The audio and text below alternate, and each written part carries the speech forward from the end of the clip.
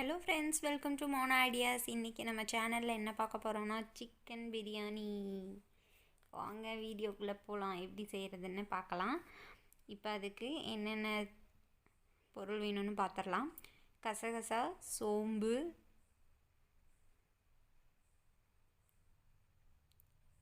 முந்திரி,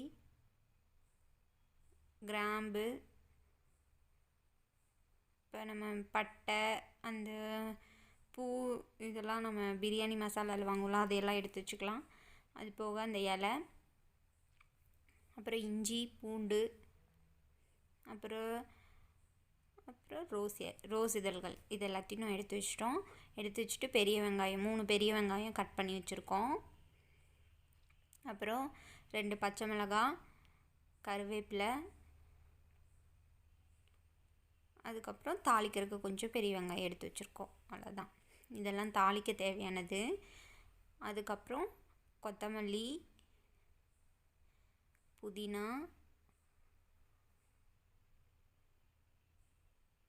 அப்புறம் கொஞ்சம் கருவேப்பிலை, இது எல்லாமே தாளிக்கிறதுக்காக போடுற பொருள்கள் தான். ஓகே, இப்போ சின்ன இது இருக்குல்ல, நம்ம வாக்கின கரண்டி, அதை வச்சுட்டு நம்ம ஃபஸ்ட்டு எடுத்து வச்சிருந்த பொருள் எல்லாத்தையும் இந்த மாதிரி எண்ணெயில் ஃப்ரை பண்ணி எடுத்துக்கலாம். எடுத்து நம்ம மசாலாவாக அரைக்க போகிறோம். இஞ்சி, பூண்டு இது எல்லாத்தையும் போட்டுட்டு, அதே மாதிரி பட்டை, கிராம்பு, அந்த காய் இதெல்லாமே இதில் போட்டு, மூக்கு எல்லாமே போட்டு இதில் அரைச்சிக்கலாம். அன்னாச்சி மூக்கு இதெல்லாமே போட்டு வறுத்து இது கூட ஆட் பண்ணிக்கோங்க. அப்புறம் முந்திரி, அப்புறம் ரோஸ் இதழ்கள் எல்லாமே, அப்புறம் சோம்பு, கசகசா, ஏலக்காய் 4, இது எல்லாத்தையும் நம்ம வறுத்து இதில் மிக்ஸி ஜாரில் ஆட் பண்ணிட்டோம். இதை அரைச்சிக்கலாம். இப்போ அரைச்சிட்டோம்னா இந்தளவுக்கு தான் அரைப்படுது. ஸோ கொஞ்சம் பெரிய வெங்காயத்தையும் ஆட் பண்ணி நான் நல்லா நைஸாக அரைச்சிக்கிறேன். பாருங்கள், இந்த மாதிரி நைஸாக அரைச்சாச்சு. மீதி இருக்கிற பெரிய வெங்காயங்கள் 3 வெங்காயம் கட் பண்ணி வச்சுருந்தோம்னா அதையும் இது கூட போட்டு குறைன்னு அரைச்சி எடுத்துக்கலாம். இப்போ அரைச்சி நம்ம பேஸ்ட்டு தனியாக எடுத்து வச்சிட்டோம். அப்புறம் கொஞ்சமாக தேங்காய் துருவல் எடுத்து தேங்காய் பால் ரெடி பண்ணி வச்சுக்கலாம். இப்போ தேங்காய் பால் ரெடி ஆகிடுச்சு.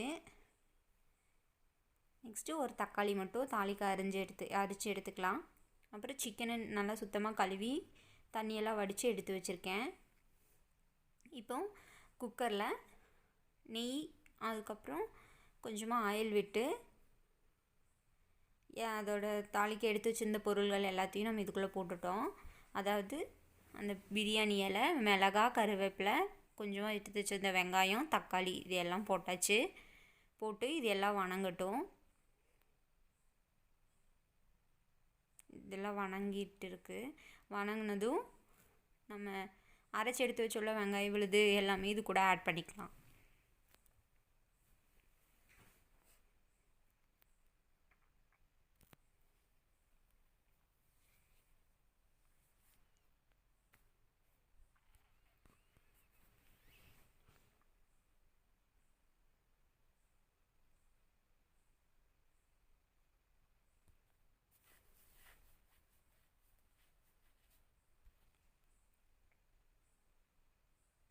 இதெல்லாம் நல்லா வணங்கிடுச்சு.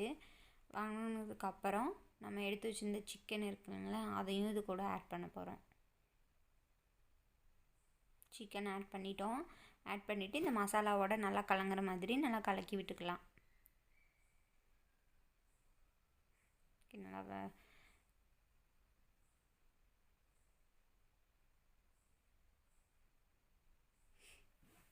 நல்லா வேகணும். கொஞ்சம் சிக்கன் அதில் சிக்கன்லேருந்து கொஞ்சம் எண்ணெய் விடும். அது வரைக்கும் கொஞ்சம் வேகணும்.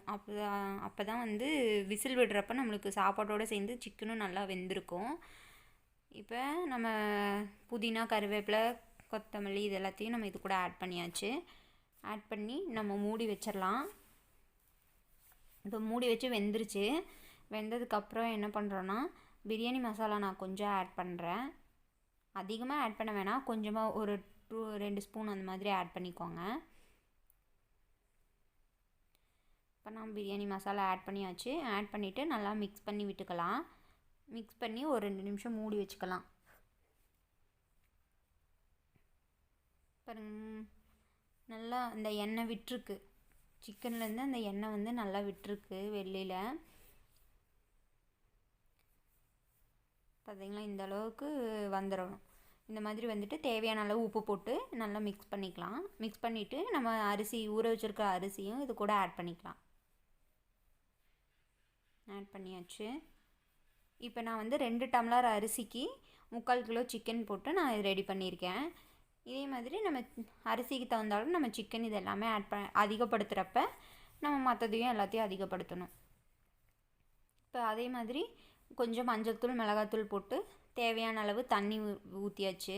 நான் 1 டம்ளருக்கு 2 டம்ளர் தண்ணி விட்டுருக்கேன். விட்டு இது கொதி வரட்டுறப்ப அந்த அரைச்சி வச்சுருக்க தேங்காய் பாலையும் இது கூட ஆட் பண்ணிக்கலாம். நம்ம தேங்காய் பாலோட குவான்டிட்டிக்கு தண்ணியை கம்மி பண்ணிக்கணும்.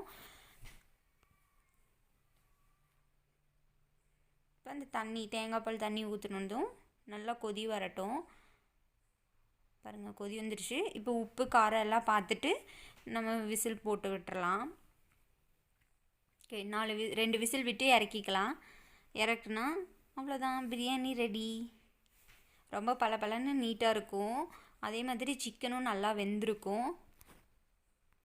ஓகே, இந்த வீடியோ உங்களுக்கு ரொம்ப யூஸ்ஃபுல்லாக இருக்கும்னு நினைக்கிறேன். கண்டிப்பாக ட்ரை பண்ணி பாருங்கள் நீங்களும். தேங்க்ஸ் ஃபார் வாட்சிங்.